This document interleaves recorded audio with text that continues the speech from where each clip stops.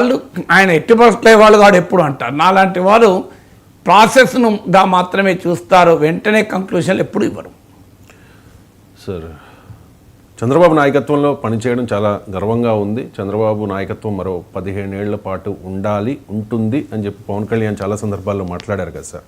ఇప్పుడు చంద్రబాబు నాయుడు మిత్రపక్షమైన జనసేనతో మంచి సంబంధాలు కలిగి ఉన్నారు. ఒకవేళ టీడీపీ పగ్గాలు భవిష్యత్తులో లోకేష్ చేపడితే అప్పుడు ఏ రకంగా ఉండవచ్చు సార్ సంబంధాలు? ఏ రకంగా ఉండవచ్చో నేను చెప్పలేను, కానీ ఏ రకంగా ఉండాలి చెప్పగలుగుతాను.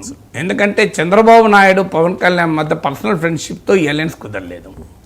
ఈ అలయన్స్ కుదరటానికి చంద్రబాబు నాయుడు పవన్ కళ్యాణ్ల మధ్య ఉండే పర్సనల్ ఫ్రెండ్షిప్, పర్సనల్ రిలేషన్షిప్ ఈ పొత్తును కుదిర్చి ఉంటే మీరన్న ప్రశ్నకు వ్యాలిడిటీ ఉంటుంది. మరి లోకేష్తో పవన్ కళ్యాణ్కు ఆ రకమైన పర్సనల్ ఫ్రెండ్షిప్ ఉంటుందా అని.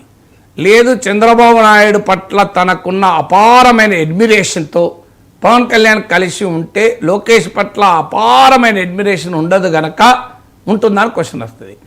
చంద్రబాబు నాయుడు కూడా గతంలో పవన్ కళ్యాణ్ విమర్శించిన చరిత్ర మనకు తెలుసు, ఉదాహరణలు మనకు తెలుసు. ఏం చంద్రబాబు నాయుడుకు వ్యతిరేకంగా పవన్ కళ్యాణ్ మాట్లాడలేదు గతంలో.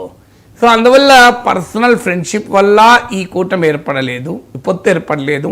చంద్రబాబు నాయుడు పట్ల ఉన్న పర్సనల్ అడ్మిరేషన్తో ఈ కలయిక కాదు. ఈ కలయిక పాలిటిక్సే మూలము.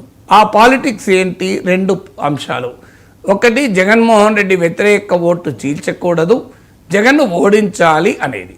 దానికి అప్పుడు అది తెలుగుదేశం పార్టీతో పొత్తుకు, జనసేన పొత్తుకు వైసీపీ వ్యతిరేకత ప్రాతిపదిక అయినప్పుడు తెలుగుదేశం పార్టీకి చంద్రబాబు నాయుడు నాయకుడున్నా లోకేష్ నాయకుడున్నా తేడా ఉండకూడదు.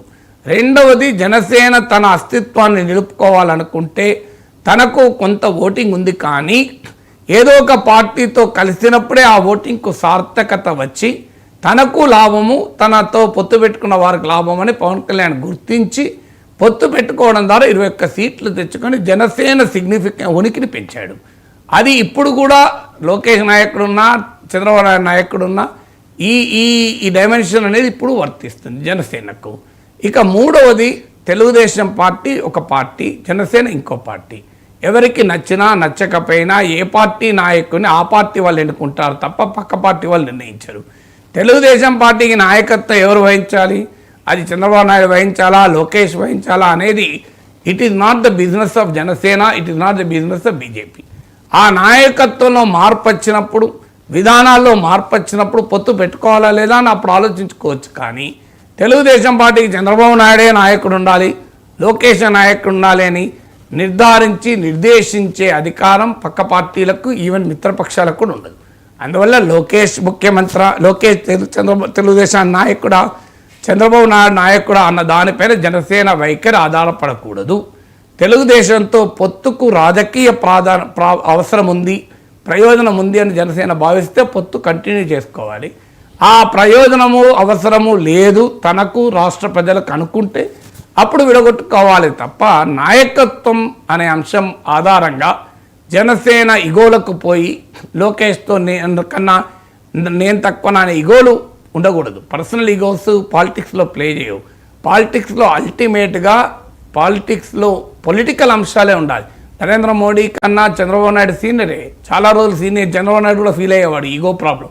దానికి మోడీ ఆన్సర్ కూడా చెప్పాడు, మై చంద్రబాబుజీ సీనియర్ హై, మైతో ఉస్మే సీనియర్ నై హై అని చాలా వ్యంగ్యంగా కూడా చంద్రబాబు నాయుడు మీద అనేవాడు. కానీ ఇప్పుడు ఈ సెకండ్ టర్మ్లో ఆ సీనియరు అనే ఈగోలోకి చంద్రబాబు నాయుడు పోవడం లేదు. పైగా ఇప్పుడు ఇంకో అటువైపు వెళ్ళి మామూలుగా పోవడం లేదు. మోడీని అసలు ఇంద్రుడు చంద్రుడు అంటూ బీజేపీ వాళ్ళకని ఎక్కువ పోతున్నాడు. సో అందువల్ల ఈగోలు పనిచేయవు. వెంకయ్య నాయుడు ప్రెసిడెంట్గా, రాజ్నాథ్ సింగ్ ప్రెసిడెంట్గా,